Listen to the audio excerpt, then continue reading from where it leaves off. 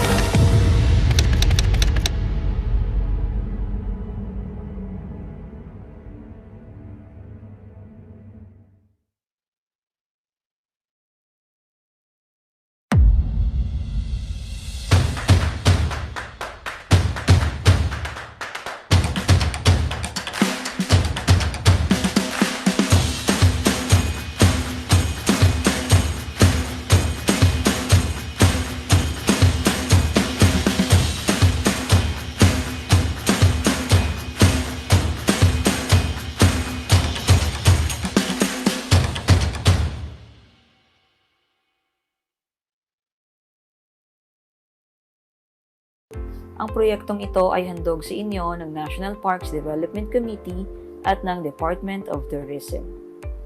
Bago natin simulan ng ating programa, mayroon lamang kaming kaunting paalala para sa mga manonood. Una, ang ating online program ay mapapanood ng live sa ating Facebook page sa facebook.com/npdc.ph. Magiging available ito on demand pagkatapos ng ating live discussion. Hinihikayat po namin ang lahat na i-share ang webinar na ito sa kanilang mga kaibigan sa social media. Ikalawa, nais naming marinig ang inyong mga komento at makita ang inyong mga reaksyon sa live discussion.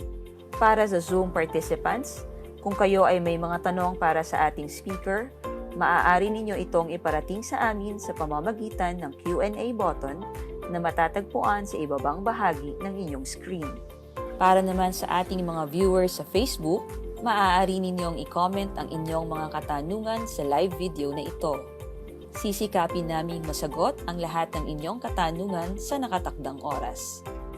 Panghuli, ang mga makakakompleto lamang sa pagsagot ng ating online survey form ang makakatanggap ng copy ng kanilang digital certificate. Kaya abangan po ninyo sa chat box at comment section ang online survey link na aming ipopost. Paki-review po ang inyong entry details, lalo na ang inyong pangalan, bago i-click ang submit button. Dahil ito po ang aming ilalagay sa inyong digital certificate. Iyon lamang po ang ilang mga paalala.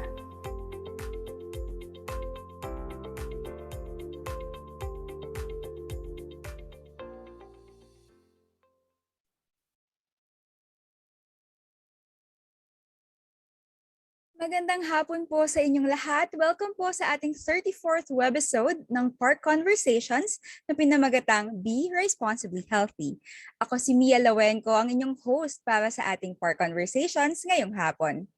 Ang special webisode na ito ay handog sa inyo ng National Parks Development Committee at ng Department of Tourism sa pakikipagtulungan sa Philippine Rice Research Institute bilang bahagi ng ating pagdiriwang sa National Rice Awareness Month.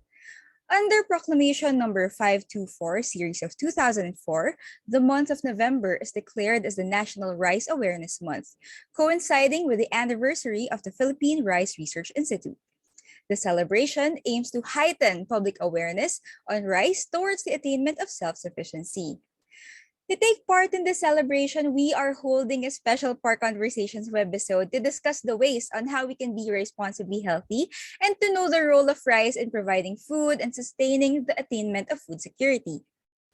Ms. Rhemilyn Relado-Sevilla is the Station Director of the Philippine Rice Research Institute, Los Baños, or PhilRice LB, which oversees the operations of the institute in regions 4A and 4B. She started her career at PhilRice in 2003 and is the youngest PhilRice director to be appointed. Currently, she is working on strengthening and enhancing partnerships with Los Baños-based international, national, and local agencies.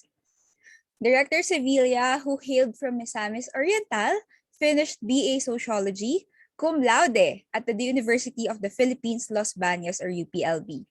She continued her studies at Pennsylvania State University, finishing her MS in Agricultural and Extension Education with focus on agricultural program delivery and evaluation under the Fulbright Philippine Agriculture Scholarship Program. Her stay at the top research university widened her perspectives on the importance of strong agricultural extension. After completing her MS, Director Sevilla was then designated as the head of the Institute's Socio-Economics Division, or SED, a position she held for 8 years before becoming the acting branch director of PhilRice LB.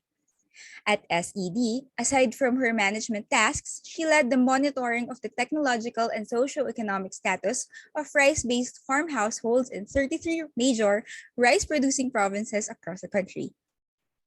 Director Sevilla also finished her Master in Development Management at the Development Academy of the Philippines, or DAP, with highest honors in 2016. As a passionate researcher and development worker, she led the project Lakbay Binhi, a proposed mobile seed center that responds to the challenge of having the right amount of high-quality seeds delivered to farmers in the most remote areas. The project was awarded as the most relevant re-entry project by DAP in 2016. Moreover, she is also one of the authors of the book Competitiveness of Philippine Rice in Asia, profiling the Asian rice farmer and comparing productivity and management practices in pesticide applications. She is also a contributor and one of the editors of the book Philippine Specialty Rice, Understanding Production, Culture, Quality, and Market. She is happily married and has a son named Lucas. Dear participants, let us all welcome our distinguished guest speaker this afternoon, Director Rhemilyn Relado-Sevilla. Ma'am, the virtual floor is yours. Thank you very much, Mia, for that generous introduction. Good afternoon to our Zoom viewers and also to our attendees sa Facebook page ng NPDC. So it is an honor for me to be invited to this Park Conversations sponsored by the National Parks Development Committee. When I received this invitation, naisip ko talaga this Park Conversations invoke images of casual conversations na nandun lang tayo sa park, light but insightful, sometimes short but unforgettable, in the backdrop of flowers, grasses, and playgrounds. So as I've seen your video earlier sa NPDC about Rizal Park, so parang we just breathe life and have that live conversations. So this afternoon, I'm hoping that we get just that enjoyable and casual na discussion, and as a much needed breather from the technical things that we have to attend to daily. And at the end of this presentation, I'm hoping that we will remember the key messages that PhilRice wants us to imbibe and live in our everyday lives. So let me first share my screen.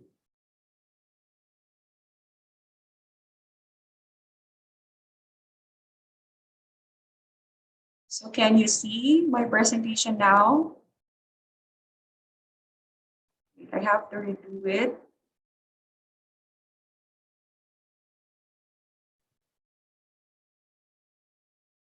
Because there are videos embedded in the presentation.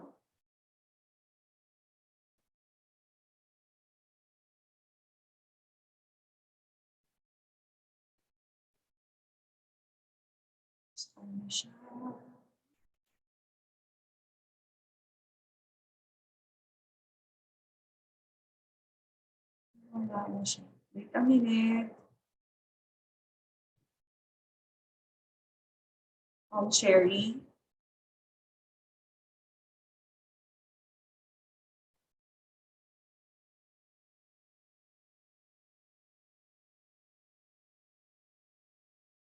Sherry, can you share the presentation for me?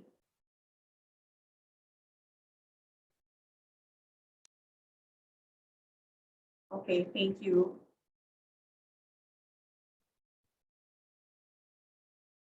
So again, this afternoon's presentation is all about being responsibly healthy. This is the theme of our National Rice Awareness Month for 2021. Next slide.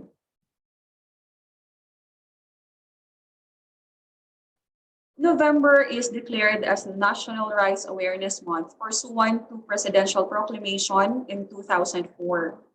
So this presentation of being responsibly healthy is a reminder to us this pandemic.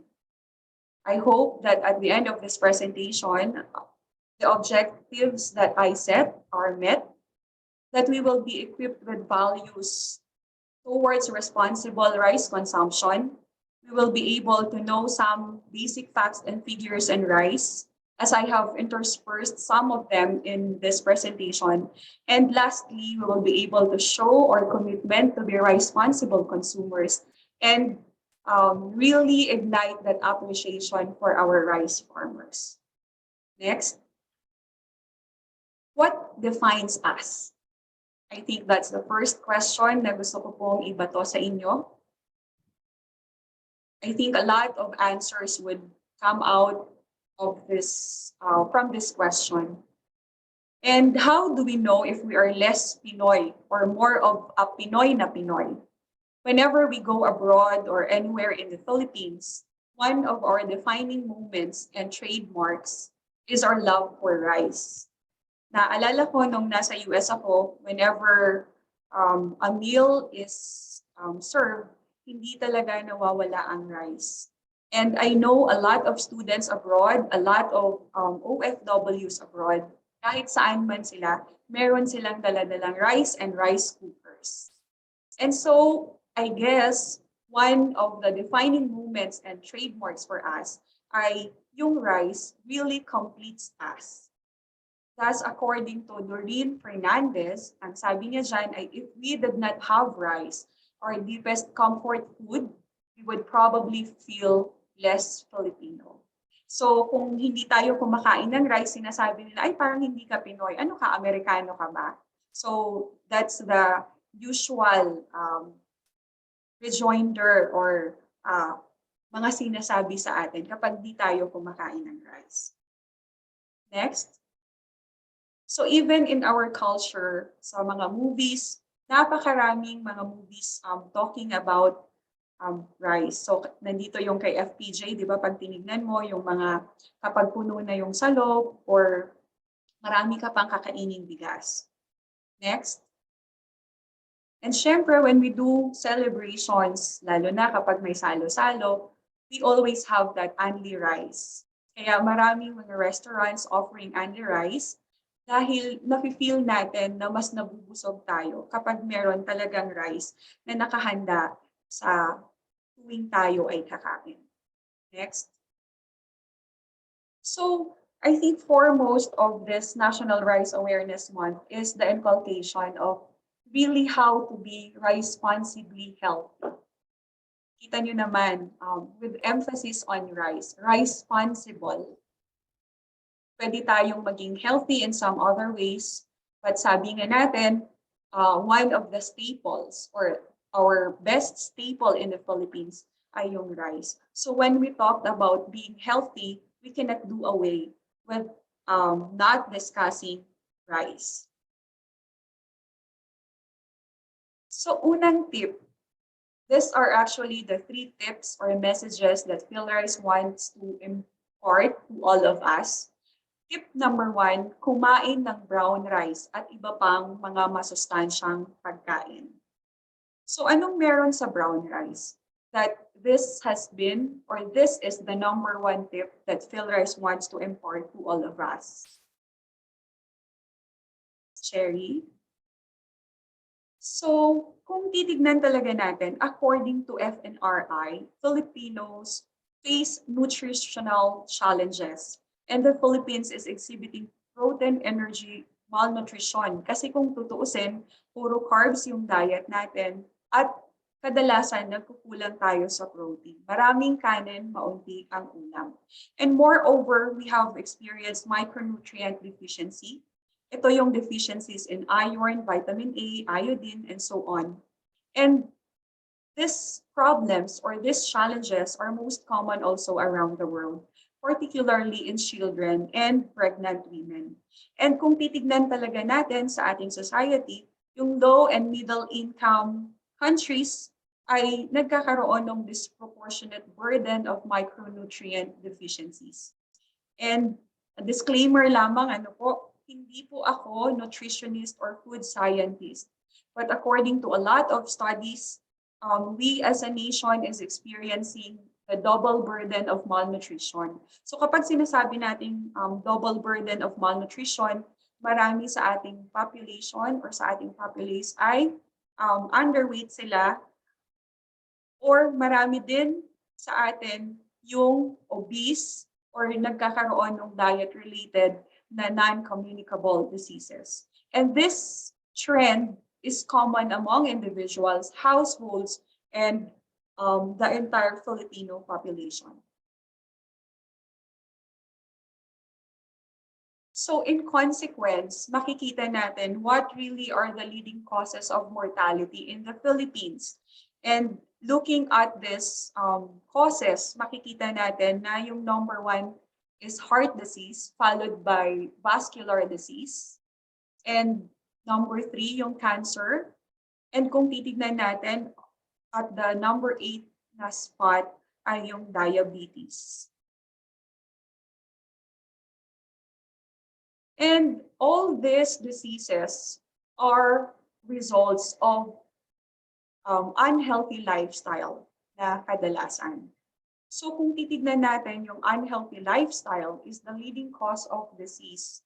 And eventually, kapag lumala ito, ay definitely ito yung magiging sanhi ng death. So dahil ganito na tinitignan natin ang lifestyle ng bawat Filipino, it warrants us to look at the average household food intake by food group and percent according to the Food and Nutrition Research Institute. At kung titignan natin talaga, 35% of our food intake sa ating households ay on rice and rice-related products. So mas marami tayong kinakain na carbohydrates compared to other food groups. Why is that? Alam natin yung sagot. Kahit nasaan man tayo sa Pilipinas, tinawag man natin siyang kanin, rice, inapoy sa Ilocano, kanon sa Bisaya.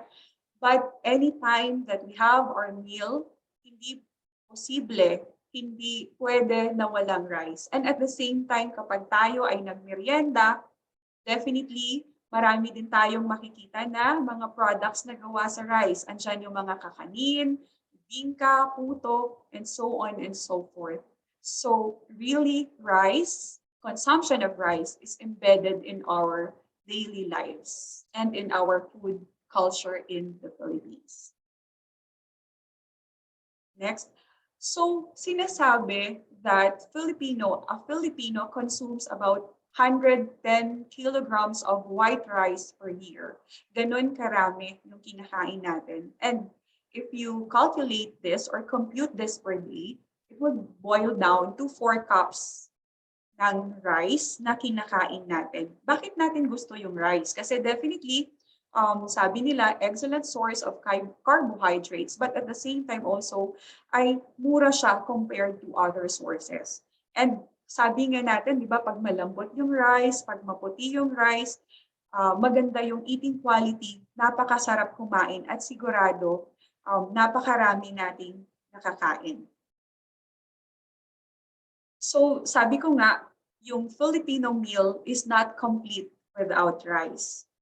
Pero sa dami ng mga Pilipino na kumakain ng rice, gusto ko lang mag-segue para dito sa mga facts and figures na gusto kong ipakita sa inyo. Kasi alam ko marami na tayong naririnig, bakit kailangan mag-import ng Pilipinas? Bakit napakamura ng bigas sa ibang bansa, etc., etc.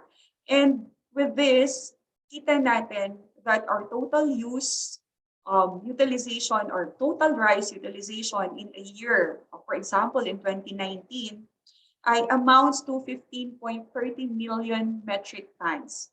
Pero tingnan natin, yung ating production ay 12.31 million metric tons lamang. So merong deficit between what we produce and what we use. So, ano ba yung mga dahilan why the Philippines can produce enough rice for all Filipinos? Lagi natin naririnig to sa UPLD, nag-aral ang mga Thai, ang mga Vietnamese, etc., etc. Kaya mas naging maunlad yung kanilang rice industry. But these are the 3 reasons why the Philippines can produce enough rice for all Filipinos. Una, talaga namang maliit yung land area natin that can be considered as suitable for rice farming. So, kita nyo, we only have 5 million hectares na pwede nating pagtabnan ng rice compared to 8 million sa Vietnam, 10 million sa Thailand, and how's that? 45 million hectares for India. So talagang hindi tayo nakaka-produce ng sapat. The second reason ay we have to feed more people. So kung per hectare ang usapan, ito yung picture, this is the overall picture of how many more people do we need to feed in a hectare. Kaya titingnan natin, for example, sa Thailand, they only need to feed 7 per hectare, pero sa Philippines, kailangan natin talagang magsipag kasi 22 individuals ang kailangan natin pakainin sa bawat produce na makukuha natin per hectare. So ibig sabihin, this is not really merely an issue or concern for our producers, for our farmers, but it's also a concern of how many Filipinos are there na pinapakain natin. Next. And third, our geography and our resource endowments play a critical role in our rice production activities. Ang sabi ng isang expert from the International Rice Research Institute, karamihan sa mga exporting countries like Thailand and Vietnam ay nasa mainland Asia. And sila talaga ay napakaraming river deltas kung saan panggagalingan ng water needs nila when it comes to producing rice or to rice cultivation. And usually, countries like the Philippines and Indonesia are rice importers dahil tayo ay island nation. And with it comes yung bagyo na sobrang dami sa isang taon. Ang sabi nga natin, around 20 typhoons battered ang Philippines every year. And kung titignan natin yung timing ng mga typhoons na ito, karamihan sa kanila, they hit the Philippines when it is time to harvest. So marami tayong losses because of these typhoons. So those are the three major reasons, just a segue, why we need to import and kaakibat na rin nung maraming kilograms of rice that we need really per capita as our consumption per rice. Next. So ano yung downside? Kasi sabi natin 110 kilograms per person per year yung kinakain natin. So sabi nila that is too much, di ba? So kung masyado nang marami yung nakakain natin, definitely obesity, problems or other non-communicable diseases ay susunod din sila. So, ito yung mga associated risk na kaakibat or kasama concurrent with the problems of obesity. So, yung gallbladder disease, magkakaroon ng stroke, aneurysm, 𝘷𝘪𝑜𝑝lerosis, etc., etc. So, karamihan dito ay mga health problems that we need to face kung tayo ay nag-overeat ng kanin. So, ano yung option natin? Next slide. Our option is really to choose healthier rice. At ang sabi ng ating tip number 1 ay eat brown rice and other healthier rice options. So, sa brown rice, ito yung first option talaga na sinasabi natin. At ang brown rice ay hindi ito isang variety ng rice. No? Just to clarify and explain, ang brown rice ay hindi siya isang variety. Kung hindi, siya yung unpolished na form ng ating rice. And ang karamihan na tawag sa kanya or ang kadalasan na tawag sa kanya ay pinawak. So this is produced by removing the hull or husk of the body of rough rice while leaving the bran layer intact. So talagang binalatan lang siya, inis-isa ng konti, nandun pa yung kanyang bran, yung germ, and endosperm niya. So kaya siya tinatawag na brown rice. Pero ang technical term ay unpolished rice. Hindi siya milled, hindi siya na-polished ng gusto. So bakit natin gusto yung brown rice na i-promote talaga for healthy purposes? Because may mga research na nagsasabi na mape-prevent ng brown rice yung onset or incidence ng cardiovascular diseases, cancer, and diabetes. So anong meron sa brown rice? Some of the slides or most of the slides I got from our food scientist at the Rice Chemistry and Food Science Division of the Philippine Rice Research Institute. So kung titignan natin, ito yung profile ng macronutrients that we can get from brown rice.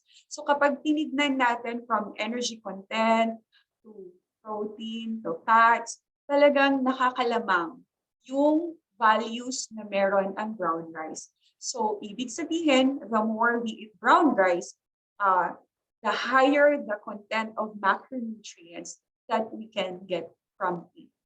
Next slide. So, yun yung macronutrients. So, how about yung micronutrients? So, again, same story. In terms of phytic acid, phosphorus, iron, zinc, thiamine, and so on, mas maganda yung values na pinapakita sa atin ng brown rice vis-a-vis yung milled rice. So yung milled rice na sinasabi natin dito ito yung normal na kinakain natin, yung puti at well-milled. So tayo pamanding mga Pilipino, napakahilig natin sa puti, di ba? Sa tao, ganun din. Kapag mas maputi, mas maganda yung tingin natin. Sa bigas, ganun din yung tingin natin. Mas maputi, mas mabango, feeling natin mas masarap. But according to research, yun palang mas may kulay, katulad ng brown rice na hindi inalis yung ibang layers niya, ay mas mataas yung macronutrients and micronutrients. So, bakit nangyayari ito? Because, Cherry, yung polishing ng rice removes the following: 15% ng protein, 85% of fat, 80% of thiamine, nawawalan din ng niacin, riboflavin. So parang kapag tayo pala ay sobrang maputi yung rice natin, marami sa micro and macronutrients yung parang itinapon na lang natin sa basura dahil hindi natin napakinabangan. So, di ba yung darak, kapag pinakain natin sa ating mga alagang baboy, lalo na din dun sa mga areas na nasa rural areas, ay yung iba sa atin dahil nasa Manila, yung mga nanonood ngayon or nakikinig, na nila alam na yung darak pala pinapakain sa baboy.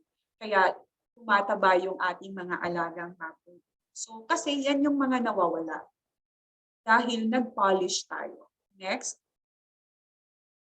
And did you know that yung brown rice, kapag tayo ay consumers of brown rice, these are the things that brown rice would provide us. So sa mga babae, 200% ng ating niacin na requirement, thiamine, phosphorus, protein, zinc. Ganon din sa mga lalaki. So can you imagine not eating brown rice and not getting the vitamins and the minerals we need from rice.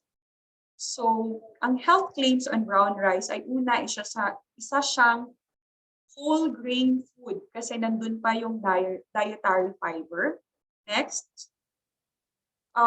Sabi nga natin kanina, nape-prevent niya yung mga presence or yung mga iba't ibang sakit like hypertension, heart disease, stroke, cancer, diabetes, etc.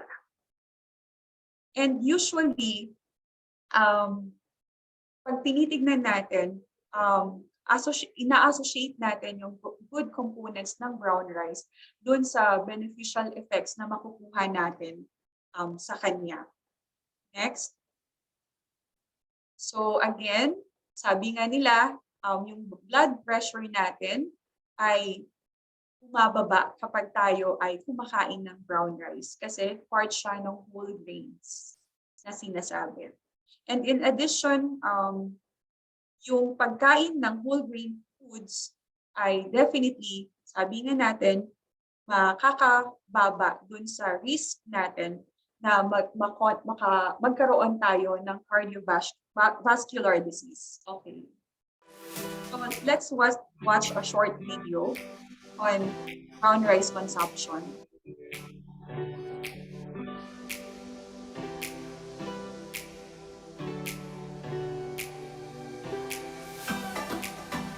Huwag daw kumain ng kanin para pumayat?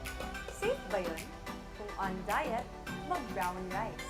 Mas madali kasi itong makabusog. Sexy na, healthy pa. Ang brown rice ay hindi espesyal na variety ng bigas. Ito ay unpolished rice na karaniwan ding tinatawag na pinawa o palay na inalisan lamang ng balat o ipa. Ito ay kulay brown dahil kasama pa nito ang darak.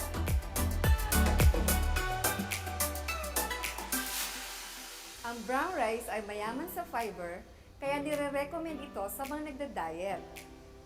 Mabisa din itong pananggalang sa sakit sa puso, cancer at diabetes dahil mayaman din ito sa vitamins, minerals at antioxidants. Mag-order o kumuha lang ng kayang ubusin. Be responsibly healthy!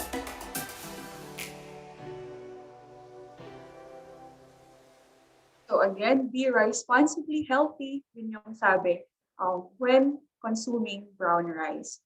So next option, aside from brown rice, ay yung consumption of pigmented rices. So ano ba yung tinatawag natin na pigmented rice? Pigmented rices are collectively known as specialty rice. They are beautifully colorful. Kapag nakita natin sila, mayroong red, may purple, may black. And they're also packed with vitamins and minerals and have antioxidant properties. So siguro alam natin kung anong ibig sabihin ng antioxidants. Ito yung mga substances that can prevent or slow yung damage na nangyayari sa ating mga cells because of free radicals. So itong mga antioxidants, sila yung tinatawag na free radical scavengers. And ibig sabihin, kayang-kaya talaga nilang i-destroy yung mga free radicals na nakakasira sa ating mga cells, sa ating katawan.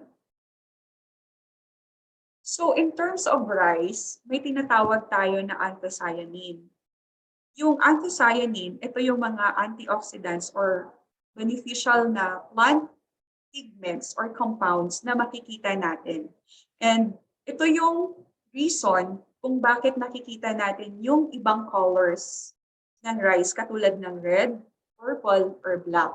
So kung titignan talaga natin yung mga popular pigmented rices in the Philippines compared to yung ordinary rice natin, lalo na dun sa mga polished na rice or yung puting-puti na, mas mataas talaga yung values nila, yung levels ng content of anthocyanin na meron itong mga pigmented rices.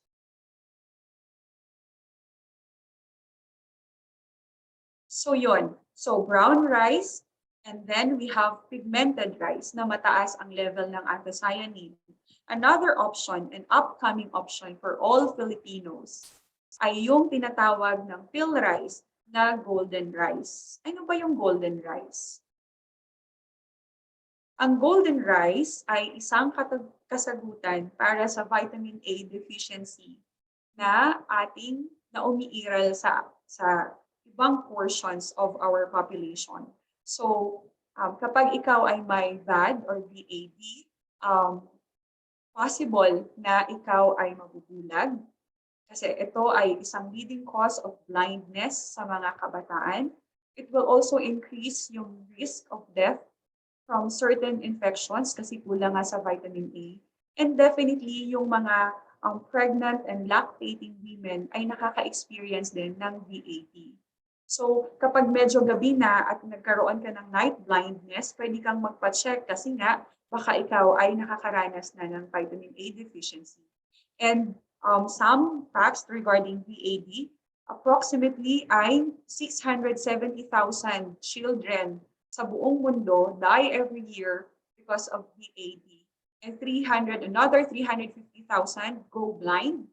And more than 90 million children in Southeast Asia suffer from VAD compared to other regions in the world. So ganun ka-severe yung experiences natin when it comes to VAD. So ano ang isang option? Kasi sa Philippines na lang, pag tinignan natin, yung 6 months up to 5 years, ang may pinakamataas na prevalence of vitamin A deficiency. So what can we do to combat VAD? Una, we have to diversify our diet. So definitely, yung mga pagkain or yung mga gulay and fruits na merong color na yellow ay dapat natin talagang i-consume. We also have to optimize yung breastfeeding practices natin. We really have to promote it. And then, ang isang option ay kung hindi na talaga kaya, we have to do supplementation for vitamin A. And another option ay food fortification. Dito pumapasok ang golden rice sa food fortification. So ang golden rice ngayon ay nasa efficacy testing siya. So hopefully kapag napatunayan talaga na efficacious ang golden rice at talagang nagbibigay siya ng solusyon dun sa ating VAD, ay definitely mare-release na siya at makikita na natin ito sa ating markets. So sabi nga, golden rice, malapit na ito. So ano ang golden rice? Meron siyang beta-carotene, kaya gold ang kanyang color. And alam natin na yung beta-carotene ay kayang-kaya ng ating katawan na i-convert ito into vitamin A. Kaya ang sabi ng ating mga experts, 1 cup a day of golden rice ay pwede na nating makuha yung kalahati ng ating requirement needs of vitamin A. So dahil sa Philippines ay marami naman talaga ang kumakain ng kanin, naisipan ng ating mga experts na magkaroon nitong golden rice because it has the potential to reach many people. Next. So overall, para sa ating tip number 1, ang gusto natin na messages that we need to promote across to all our listeners ay itong mga to. We need to have a healthy lifestyle. We need to do proper dieting. And sabi natin, mas colorful ang pagkain or ang kanin, mas makulay, ay mas healthy. So yun yung tip number 1. Now, what is tip number 2? Tangkilikin ang bigas ng Pinoy. Alam nyo ba na lagi nating sinasabi talaga, naririnig na natin, and I think also sa Department of Tourism ay we also advocate for buy local, eat local, grow local, lahat na ng local. So part of that advocacy also would be for rice. Gusto natin that we have to consume or we need to patronize locally produced rice. Kaya ang sabi ko sa next slide ay bigas Pinoy is key. Way back, ako ay kabilang sa isang team na nagpunta sa iba't ibang bansa sa Asia. So our target then was were the major rice producers in Asia. So nagpunta kami sa Vietnam, Thailand, India, China, Indonesia, and of course yung Philippines to compare yung rice production, rice practices of the producers in these countries. And we found out that Philippine rice is generally less exposed to pesticides and fertilizers. So can you imagine, mas mababa yung pesticides and fertilizer application na meron ang Filipino rice farmers compared to farmers in Vietnam and Thailand. So if we place value on safety and nutrition, definitely yung local rice natin ay mas gugustuhin natin, and we place premium on what our local farmers have produced. And kung titignan natin, kapag ito ay na-package na, this could be our best option to be responsibly healthy.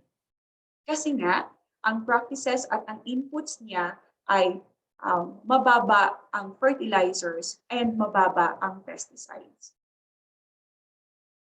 So when we buy local, eat local, ano yung mga pwede natin gawin? We need to educate more our consumers. Sabi nga natin kanina, dapat malaman nila kung ano yung healthier rice options. We also need them to know that when we buy and eat locally produced products or rice, ay mas definitely healthy. And I think most of us know about the concept of food mileage, di ba? Na definitely kapag mas malayo yung pinanggagalingan ng ating pagkain, baka mas maraming mga chemicals ang nilalagay to keep this produce fresh. Pero kapag mas malapit, sigurado tayo na baka mas less yung pesticides or chemicals na nilalagay kasi nga yung consumers ay malapit lang dun sa producers. So Again, when we buy local, we eat local, definitely we patronize yung locally produced rice.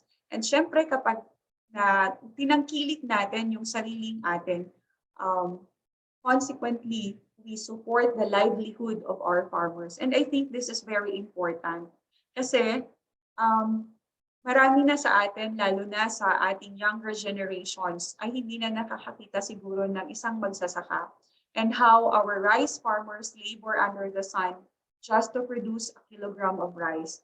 And definitely, yung labor, yung resources are poured dito sa cultivation process, and these are their investments just to come up with yung rice, a kilogram of rice, and definitely para maiparating sa atin at magsilbi din nating staple.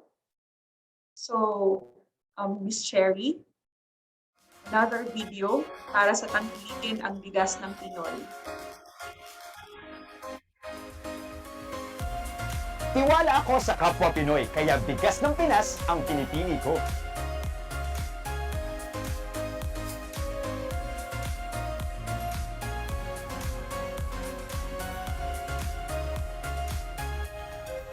Salamat, Manong.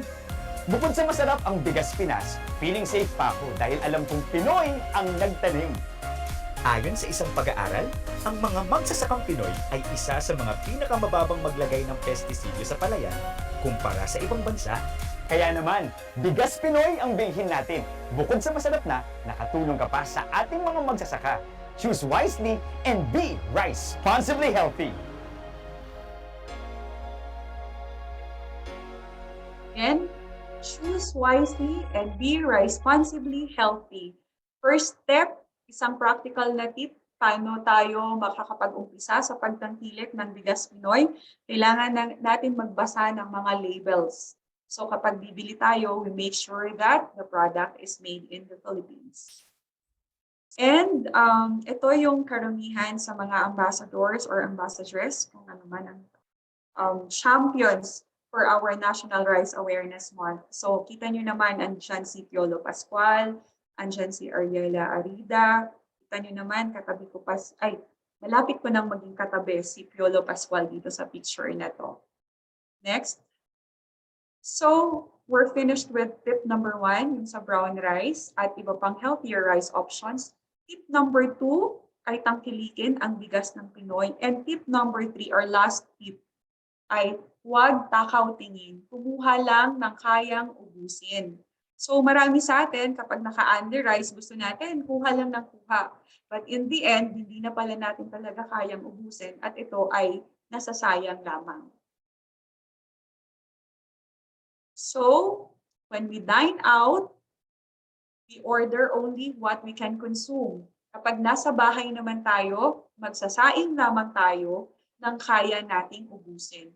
Because according to a 2018 Household Food Consumption Survey, 48 grams ng food waste sa ating mga kabahayan ay cereals and cereal products. At sabi natin, karamihan sa nasasayang dito ay rice. So this National Rice Awareness Campaign talaga namin ay ginagawa natin to continue to promote non-wastage of rice para makuha or ma-achieve natin ang rice security in the Philippines. And at the same time, ensure really na kung ano lang yung ilalagay natin sa plate natin, sa plato natin, ay kaya talaga natin ubusin. Next, Cherry. So, gusto ko lang ibigay sa inyo itong mga simple na detalye. Paano ba talaga kin-cultivate or how do we grow rice? Sabi ay, rice is grown over 100 to 160 days. So, gaano katagal yan? Diba? So, 3 to 6 months.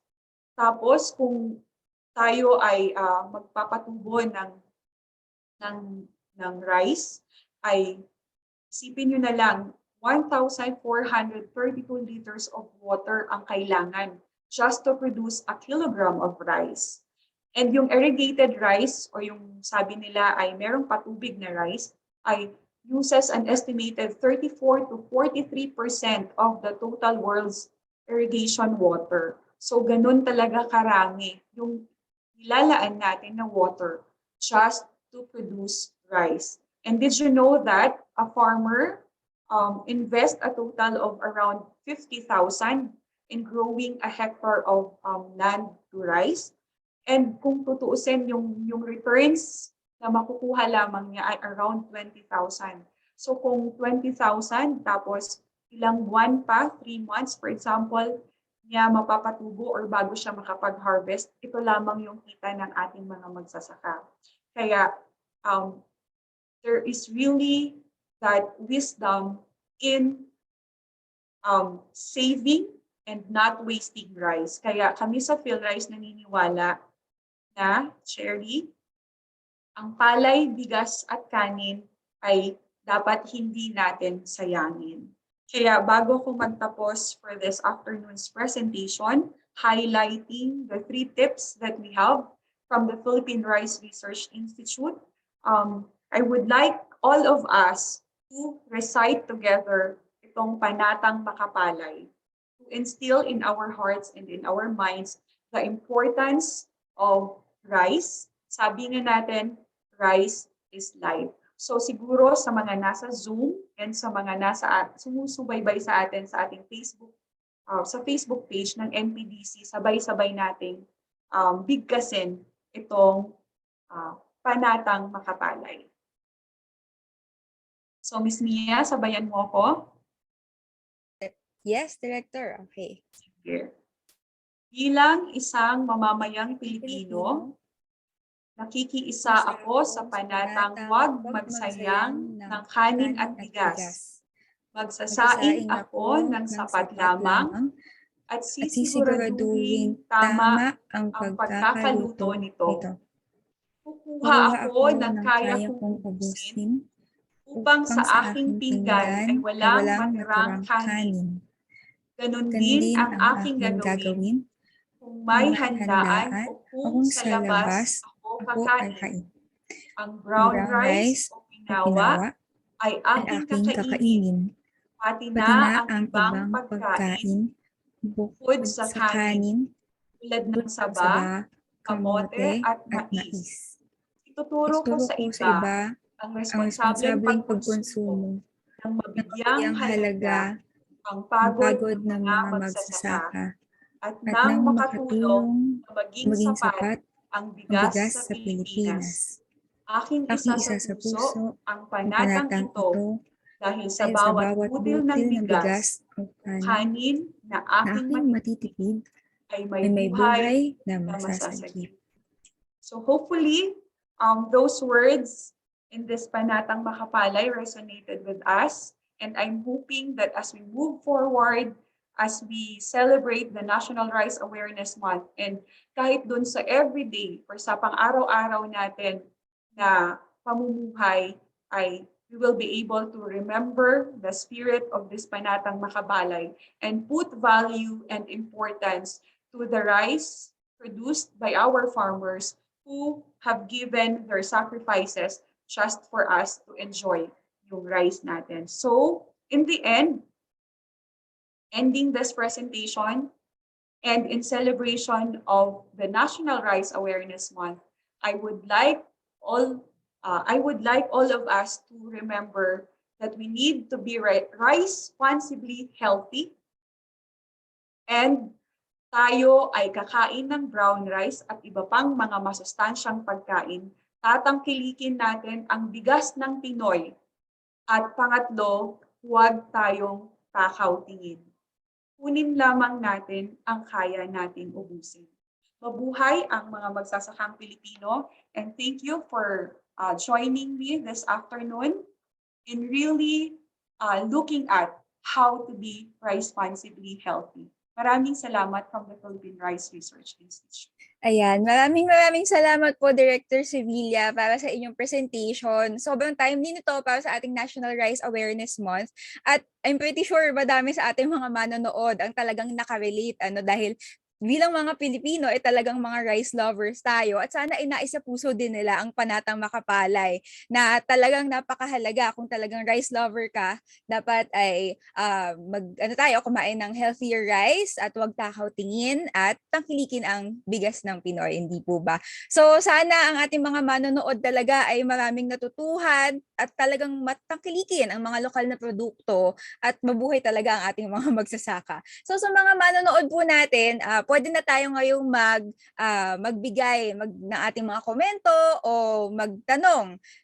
Kung nasa Zoom kayo, pwede ninyong gamitin ang Q&A button na nandito sa ating Zoom at doon po kayo mag-send ng inyong mga katanungan at para naman sa mga participants na nasa Facebook Live, pwede kayong mag-comment at doon tayo magtanong at para po masimulan natin ang ating open forum with Director Sevilla. So, ayan po. So, habang naghihintay po tayo ng mga katanungan, may nakita po ako, kanin is life dito sa Pilipinas. Totoo talaga. Rice is life. Totoo po kasi kahit ako personally I love rice, especially ako black rice, I prefer it kasi masarap talaga siya.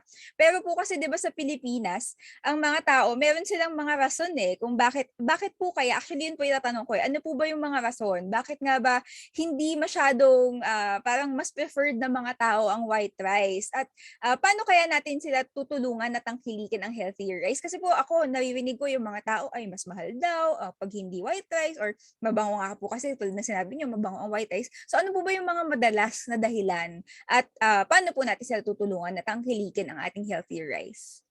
Okay. So sa PhilRice, meron kaming tinatawag na Rice Chemistry and Food Science Division. So sila talaga yung mga food scientists like Dr. Romero kanina na pinakita sa video, na inaaral nila ano pa yung mga kadalasan na reason. But did you know what? Sa Philippines, we associate always yung masarap with maputi and mabango. So, culturally, nasa isip talaga natin na kapag maputi yan, masarap yan, malambot, pag malambot, masarap yan, etc., etc. But then, when we go to black, yung sabi mong favorite mo, black rice, brown rice, or other pigmented rices, ang nasa isip natin, matigas siya, hindi siya ganun ka sarap kainin dahil hindi nga siya malambot. Tapos, kung tutuusin, parang iba siya, di ba? Pero hindi natin alam na yun palang colors na yun, the more colorful our rices, the healthier they are. Isang trivia lang, nabasa ko ito sa presentation ni Doc Maris before. Alam nyo ba na sa China, yung black rice, tinawag siyang forbidden rice. Bawal siyang kainin ng isang ordinaryong tao lamang. Kasi ang kumakain lang ng black rice or other pigmented rices ay yung emperor. Dahil sabi nila nakakapagpahaba siya ng buhay. Kaya para lamang siya sa mga emperors. Wow. Yun. So ngayon na wala ng mga emperors at meron na tayong access to available, affordable, and nutritious na healthier rice options. Sana mas piliin natin yung makukulay kasi nandun yung sustansya at vitamina na kailangan natin. So, walain natin. Siguro hindi talaga ito mangyayari overnight, but I'm hoping with education and always promoting awareness for this healthier rice options, ay darating din tayo sa point kung saan lahat tayo mas gugustuhin natin yung colorful rice versus white rice. Opo, totoo po sana talaga, no? Kasi talagang, yan, sabi nga nakakabusog daw ang butil ng bigas trivia ninyo. At talaga naman po talagang masarap at healthy. Salamat. Diba? So, pero gaano po ba ka-accessible ang ating mga healthier rice? Lalo na ang ating brown rice, ang mga pigmented rice. Saan po ba siya nakukuha ngayon? Kasi parang kung ako po ay, alam niyo po yun, makikita ko po ba siya sa palengke? At gaano po in terms of price point, accessible din po siya para sa mga tao natin, sa mga kababayan natin? Isang mga napapansin natin talaga, ang karamihan sa mga consumers ng healthier rice options ay yung sabi nila ay ano tawag dito, marami na daw pera, or yung sabi nila ay very health conscious. So kung tutuusin, like for example, dito sa UPLB, kung saan kami naririto, nandito ang office namin. Meron talaga kaming binebenta sa office na brown rice. And kapag tinignan mo, yung consumers ay sila din yung mga professors, sila yung mga retirees, sila yung sasabi nga nila, parang sila na yung medyo may kaya sa buhay. Pero kapag pumunta naman tayo sa ating, for example, sa supermarkets, makikita naman talaga natin doon yung brown rice. Siguro may markup lang siya in terms of premium sa price kasi nga, konti pa lang ang consumers. So definitely, sabi natin, law of supply and demand, di ba? Or minsan, kapag syempre, onti lang ang bibili, medyo mas mahal siya kasi doon nila babawiin ngayon or doon sila kikita. Pero isipin nyo na lang, I would like also to share this data or information to us. Kapag tayo ay kakain ng brown rice, mas marami yung makukuha natin from our production, kumbaga mula dun sa paddy or dun sa palay, yung wala pang or hindi pa siya natatanggalan ng kanyang covering, yung cover niya. So kapag brown rice ang option natin, mas mataas ngayon ang possibility na mas mapapakain pa natin at mas magiging sufficient, sabi nga nila, yung ating level of sufficiency when it comes to rice security. So yun, so bukod sa magiging healthy, makakatulong pa tayo na maging sapat ang bigas sa Pilipinas. Okay po. So talagang mas kailangan talaga nating tangkilikin at talagang hikayatin yung mga kaibigan at kamag-anak talaga na mag-brown rice. Ako po kasi ako din parang personally yun din ang ano ko kasi mahilig ako sa brown rice at black rice pero yung pamilya ko ang hirap nila i-convince dahil nga ganoon. Exactly. Alam niyo ba na kadalasan sa mga consumers na ngayon nga yung pigmented rices, ay sila yung sinasabihan na ng mga doctors, mataas na yung blood pressure mo. May ano ka na, may diabetes ka na. So, pwedeng brown rice na yung option mo, etc. But for all of us na participating in this webinar, I would like to emphasize na wag naman nating paabutin sa point na yon na kailangan pang sabihin ng doctor sa atin na we need to live and eat healthy. Ngayon pa lang, we have to make that conscious decision of really enjoying yung goodness ng healthier rice options kahit wala pang sinasabi yung doktor sa atin. Tama po. Gusto ko yung term na goodness talaga kasi legit masarap po siya. Sabi nga po ng isa nating participant sa Zoom, ako na hindi kumain ng kanin except that pigmented. So kumakain siya ng pigmented kasi gusto niya daw na it's grainy. So very responsibly healthy po itong ating audience ngayon si Joy. Well, yeah. So yan. So talagang very good po talaga siya. So I hope all our audiences are really willing to try din all of our healthier options. And speaking of yung accessibility din, nabanggit niyo din po kasi yung tungkol sa golden rice na kumbaga ito po ay paparating, tama po ba? Paparating pa lang. Paparating pa lang. So yun din po, parang ganun din po yung tanong ko. Saan po siya magiging available? At dahil golden naman po pangalan nito, meron po ba siyang, baka po kasi, ang mga kababayan natin, pag sinabing golden, isipin nila, presyong ginto. So, po ba ang, paano po kaya, makakaabot ito sa ating mga kababayan? So ngayon, hindi pa talaga fully, done yung efficacy trials for golden rice. So, ang positioning kasi nitong golden rice para sa mga areas na talagang mataas yung vitamin A deficiency. So, yun. So, pero sinisigurado naman natin na itong golden rice ay hindi siya magiging sobrang mahal. Kasi definitely, madedefeat yung purpose, diba? That this is intended for those areas na mataas ang incidence of vitamin A deficiency. So, ang gusto talaga natin dito ay meron tayong that we have developed or we can develop a product that is highly responsive of what our stakeholders or what our clients need at this time. So, abangan natin yan. This is an exciting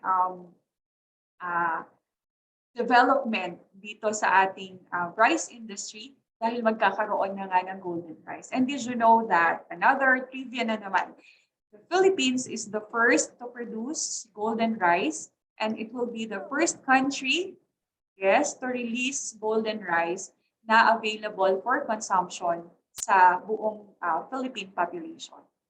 Ang galing. Ang galing. Galing naman ng Pilipinas. Thank you. Thank you po dyan. Actually, yun din po. So, very exciting. Saan po ba namin makikita ang mga updates po tungkol sa golden rice pag kung sakaling darating na siya? Kanina, pinakita ko sa slide yung sa Be Responsibly Healthy, or you can always visit yung aming mga social media pages, yung aming Facebook, 𝘕𝘪𝘴𝘰𝘯𝘢𝘕 Baños, meron din 𝘕𝘪𝘴𝘰𝘯𝑙𝑟𝑖𝑠 talaga for the whole institution. And you can also subscribe dun sa aming 𝘕𝘪𝑟𝑖𝑠 Tech Center kung gusto nyo lang. But all in all, itong mga information na to will always be available at your fingertips. Okay, sige po. Thank you po. So, ayan, ay sa mga manonood natin, pumunta tayo sa mga channels na sinabi po ni Director Sevilla. Okay, pagdating naman po sa black rice or brown rice, meron pong tayong kaibigan na nagtatanong, ang tanong po niya, ni Jan Rising, ang tanong po niya ay, alin daw po ba ang mas healthy? Yung black rice daw po ba o yung brown rice? Yun, sabi ko kanina, di ba, ang brown rice ay kapag tinanggal mo lang yung kanyang ipa or yung cover. So, brown rice na yon. So, any variety, mapa-black man yan, mapa-white man yan, basta tinanggalan mo lang siya talaga ng covering. Ang tawag doon ay brown or unpolished rice. So, anong mas healthy? Yung black rice na unpolished pa. Kasi sabi natin, yung black rice napakataas ng kanyang total content for anthocyanin, di ba? Kanina pinakita ko. So, marami din. Tapos, kapag hindi mo pa siya masyadong pinalish or hindi siya masyadong nakiskis, sabi nga nila, para pumuti, ay mas healthier yon. Kasi it's a combination of the pigmented and the unpolished version of that specific variety. Kaya kung ako sa atin, mag-black rice na, unpolished pa, mas healthy, di ba? Totoo po. Tsaka, baka ako lang, pero mas nabubusog ako sa black rice.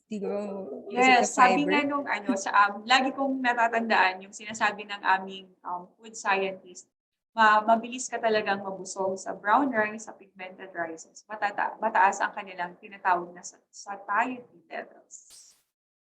Ayan. So, para sa nagtanong, yun po talaga. So, brown rice is yung parang tinanggalan pa lang ng and then yung black rice is yung, better if it's black rice and then unpolished. Okay. Sige po.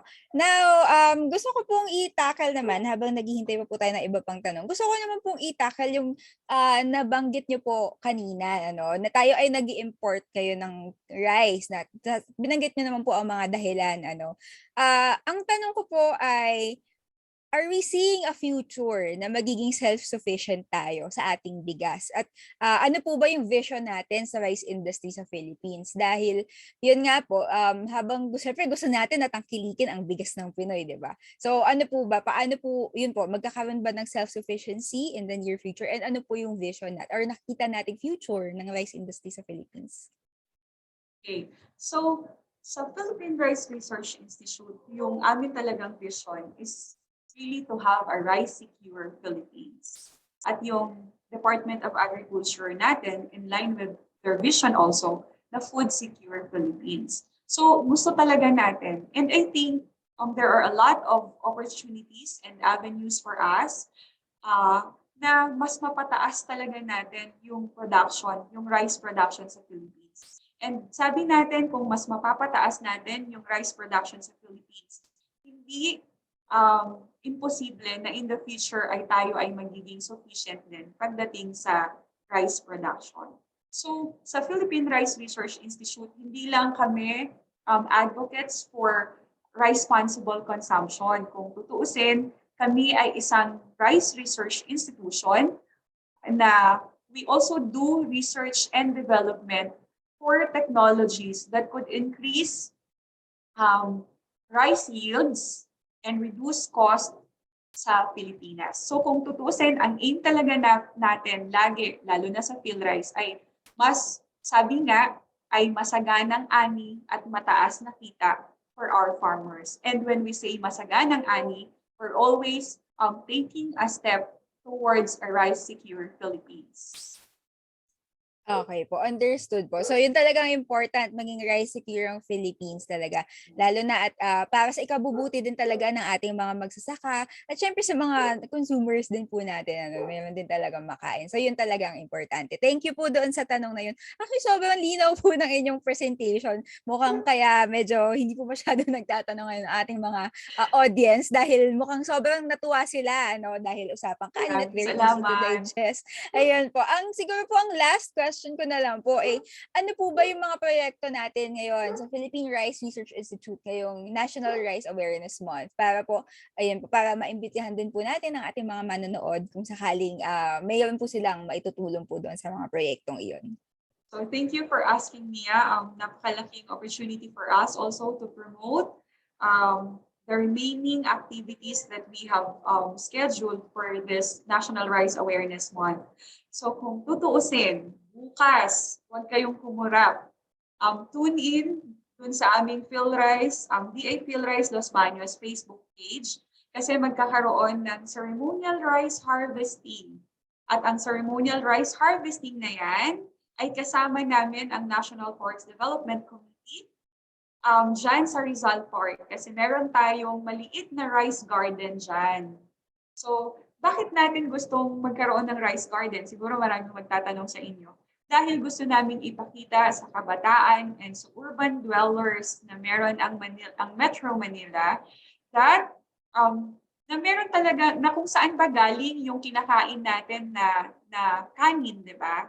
So dapat makita nila what a rice plant should look like and definitely also make available yung mga ganitong information. Kasi when we appreciate yung benefits ng isang rice plant, behind those plants are the rice farmers also who have labored and who have given their sacrifices. So all in all, gusto nating matis and gusto nating ma-encourage yung awareness na yon to benefit the whole of the rice industry. Kaya bukas, ceremonial rice harvesting, and ito ay i-broadcast live sa aming Facebook page.